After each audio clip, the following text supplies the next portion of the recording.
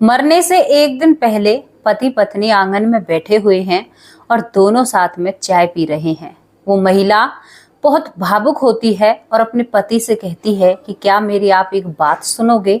तो पति कहता है कि हाँ बताओ, क्यों नहीं सुनूंगा। तो महिला कहती है कि अगर मैं मर जाऊं ना, इस दुनिया से चली जाऊं, तो जो मेरे मायके वाले हैं उन्हें मेरी अंतिम यात्रा में शामिल मत होने देना। जब ये बात पति सुनता है तो अपनी पत्नी की तरफ देखता है। वो देखता है कि उसकी पत्नी रो रही है, तो अपनी पत्नी के आंसू पोंछता है, कहता है कि ऐसी क्या बात हो गई जो आज तुम ऐसी बहकी बहकी बातें कर रही हो। तो दोस्तों, यहाँ पर दोनों पति पत्नी गले मिलते हैं और बहुत रोते हैं। आखिरकार एक लड़की अपने मायके वालों से इतना कैसे परेशान हो सकती है, जो अपने पति से ये कहकर जा रही है कि मेरे मायके वालों को मेरी अंतिम विदाई में मत बुलाना। क्या वो लड़की इस दुनिया में रहेगी या नहीं रहेगी। उसके पति को एहसास हो जाता है कि उसकी पत्नी काफी कुछ परेशान है और यहाँ पर उसका पति बहुत परेशान रहता है। इस कहानी में आगे क्या होने वाला है और क्या होगा, वो सभी कुछ हम आप लोगों को बताएंगे। तो हमारे साथ वीडियो में आगे बने रहिए और चलिए कहानी की तरफ चलते हैं। नमस्कार, स्वागत करती हूँ आप सभी का। हमारे यूट्यूब चैनल है वैष्णवी चौधरी के नाम से और इसी नाम से हमारा फेसबुक पेज है, आप उसे भी फॉलो कर सकते हैं। कहानी की शुरुआत होती है उत्तर प्रदेश के एक गांव से। उत्तर प्रदेश के एक गांव में दो तबके के लोग रहते हैं, दो जातियों के लोग रहते हैं। दोस्तों, हम जातिवाद नहीं करते हैं बिल्कुल भी, लेकिन ये सच्चाई है। सच्चाई पर आधारित जो कहानी है वो आप लोगों के सामने लेकर आए हैं, तो इसमें थोड़ा सा हमें नाम लेना पड़ेगा। तो एक जो जाति है वो दलित है और दूसरी साहू है।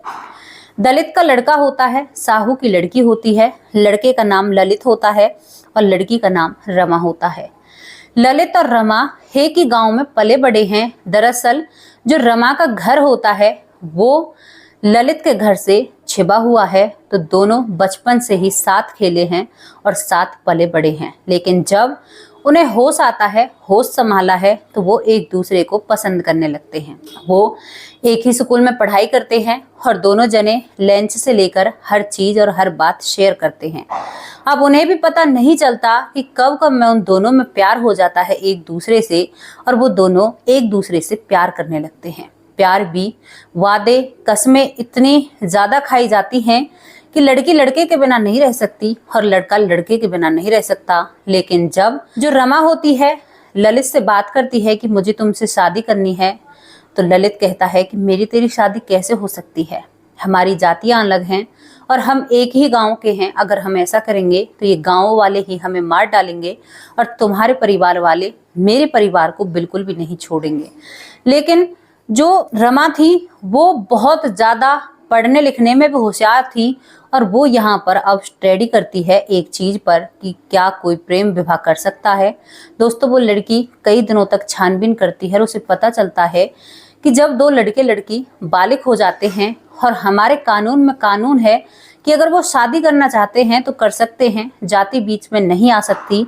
तो यही बात वो ललित को बताती है। तो ललित कहता है कि ये सब कुछ मुझे मालूम है, लेकिन ऐसा हम नहीं कर सकते, हम इसी गांव के हैं, लोग क्या कहेंगे और बहुत बुरा प्रभाव हमारे दोनों के परिवारों पर पड़ेगा। लेकिन जो रमा होती है वो कह देती है कि मैं बिल्कुल तुम्हारे बिन नहीं रह सकती। अब तुम देख लो, अगर तुम मुझसे शादी नहीं करोगे तो मैं अपनी जान दे दूंगी, लेकिन मैं तुमसे ही शादी करूंगी, तुमसे ही विवाह करूंगी। अब कुछ समय निकलता है, दोनों जने मिलते जुलते रहते हैं, लेकिन उसके बाद रमा के जो घर वाले होते हैं वो रमा के ऊपर शादी का दबाव बनाने लगते हैं। अभी किसी को भी नहीं पता है कि लड़की किसी और से प्यार करती है। जब शादी का दबाव आता है तो रमा ये दबाव ललित की तरफ छोड़ देती है और उससे कहती है कि कुछ भी करो, मुझे तुम्हारे साथ शादी करनी है। और रमा कह देती है कि फलानी तारीख को मैं तैयार रहूंगी यहाँ पर जो बस स्टैंड पर, और तुम भी तैयार होकर जल्दी से आ जाना क्योंकि मुझे तुम्हारे साथ शादी करनी है। अब रमा बताए हुए वक्त पर घर से अपने कपड़े उठाती है, बाकी कुछ नहीं लेती है, केवल अपने दो जोड़ी कपड़े उठाती है और बस स्टैंड पर खड़ी हो जाती है। ललित का इंतजार कर रही है। ललित कसम है कि जाऊं कि या ना जाऊं, लेकिन ललित भी अपना पक्का मन कर लेता है और अपनी प्रेमिका के पास पहुंच जाता है। यहाँ पर वो दोनों बस पकड़ते हैं। बस पकड़ने के बाद दोस्तों वो अपनी शादी रचाते हैं, विवाह करते हैं। दोनों जने छुपके छुपा के एक वकील करते हैं और उस वकील के जरिए दोनों ही कोर्ट मैरिज कर लेते हैं। शादी होने के बाद अब ये दोनों जने पुलिस कस्टडी लेते हैं। अब ये शेल्टर होम में चले जाते हैं जहां पर पुलिस वाले इनकी सुरक्षा करते हैं, क्योंकि हमारा कानून है कि बालिग लड़की लड़के शादी कर सकते हैं। ये बात जब गांव में फैलती है, जो रमा है, रमा के परिवार वालों को जो समाज था काफी ताने मारता है, तुम्हारी लड़की एक दलित लड़के के साथ फरार हो चुकी है, और रमा के घर वालों को बहुत ही ताने मारे जाते हैं। रमा का जो पिता होता है उस वक्त अपनी बेटी का पिंडदान कर देता और कह देता है कि मैं समाज के आगे कसम खाता हूं कि मेरी बेटी अब मेरे लिए कोई मायने नहीं रखती। जिस दिन उसने इस घर से बाहर कदम रखे थे मेरे लिए वो उसी दिन मर चुकी है। आइंदा मैं उसकी शक्ल भी नहीं देखूंगा। अब इसके बाद करीबन 1.5-2 महीने तक जो रमा होती है और ललित होता है वो घर से बाहर ही रहते हैं। 6 महीने निकल जाते हैं, 7 महीने निकल जाते हैं, 1 साल तक वो उस गांव से बाहर ही रहते हैं शहर में। अब इसके बाद वो पुलिस के दल बल से अब रमा अपने पति के घर आना चाहती है। रमा पुलिस प्रशासन की वजह से अपने ससुराल आ जाती है ललित के घर पर, और वहां पर एक नई नवेली दुल्हन की तरह रहने लगती है। लेकिन जब ये बात रमा के परिवार वाले देखते हैं तो वो बेचारे बहुत ज्यादा जलते हैं, भुनते हैं, मन ही मन में विचार करते हैं कि हमारे घर की बेटी है, पड़ोस में बहू बनकर रह रही है। तो उस परिवार को जितना दुख था, दर्द था, शायद वो किसी ने नहीं जाना होता है।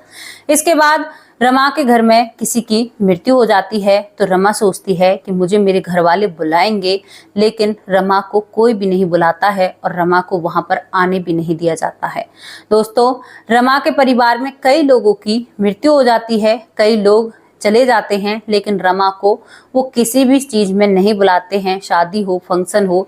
अब रमा इन सब चीजों को जब रहकर देखती है तो वो अब डिप्रेशन का शिकार होने लगती है। वो हमेशा सोचती रहती है क्या मैंने गलत किया है या मेरे घर वाले मेरे साथ गलत कर रहे हैं, और वो पहचान नहीं कर पा रही है कि मैं गलत किया या सही किया। वो कश्मकश में फंसी हुई है। इधर जो ललित होता है अपनी पत्नी को संभालने की बहुत कोशिश करता है, लेकिन वो इस चीज में कामयाब नहीं हो पाता है। अपनी पत्नी का इलाज भी कराता है, लेकिन रमा को उस इलाज से कोई खासा फर्क नहीं पड़ता है। अब इसके बाद रमा और रमा का पति एक दिन आंगन में बैठकर चाय पी रहे थे। रमा ने चाय बनाई, ललित को बुलाया। चाय एक नमकीन प्लेट में रखकर रमा लाती है और अपने पति को देती है, और बाती बातों में रमा रोने लगती है।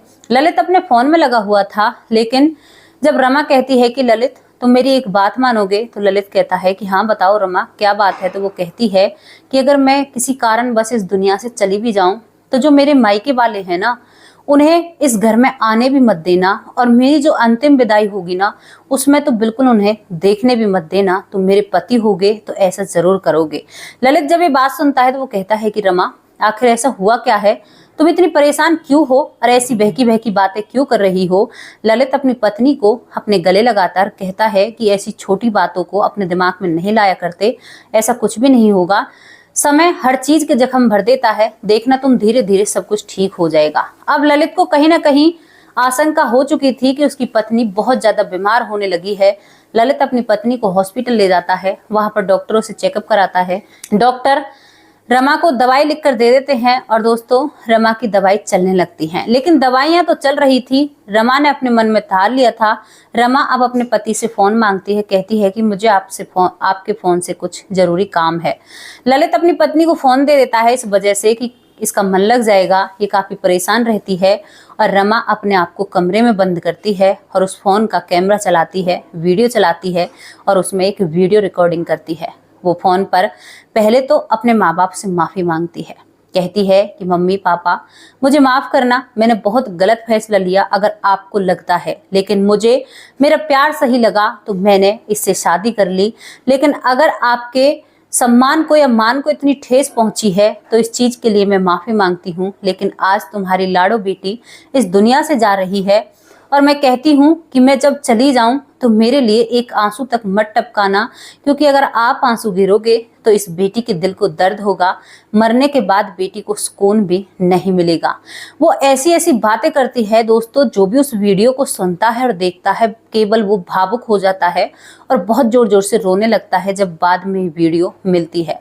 उसके बाद वो कहती है कि पिताजी, मैंने सुना है किसी से कि आपने मेरा पिंडदान कर दिया है, कोई बात नहीं, अब मेरा सच का ही पिंडदान होगा और आपकी इच्छा हो तो दोबारा से मेरा अपने घर में पिंडदान कर देना और मेरी माँ को हमेशा खुश रखना और बहुत प्यार करना, क्योंकि आपसे यही आशा है, क्योंकि मैं भी तो आपकी ही बेटी हूँ। ये लफ्ज होते हैं।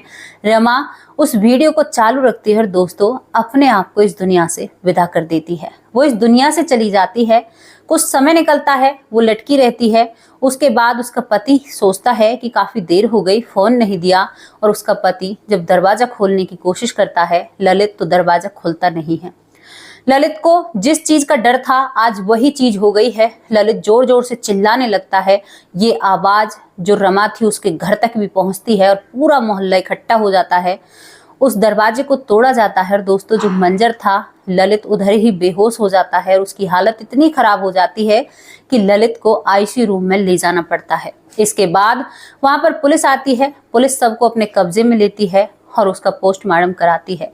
पुलिस छानबीन करती है तो वो फोन भी मिलता है। जब पुलिस वालों को वो वीडियो मिलती है तो पुलिस वाले भी भावुक हो जाते हैं और इसके बाद वो वीडियो सोशल मीडिया पर बहुत वायरल होती है जमकर।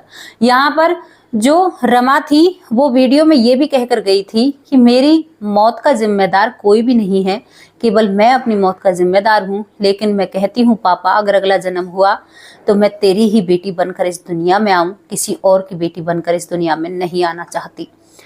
किसी के ऊपर कोई केस नहीं होता है। वो वीडियो रातों रात वायरल हो जाती है। बहुत लोग कमेंट करते हैं, बहुत लोग भावुक होते हैं और दोस्तों एक जान इस दुनिया से चली जाती है।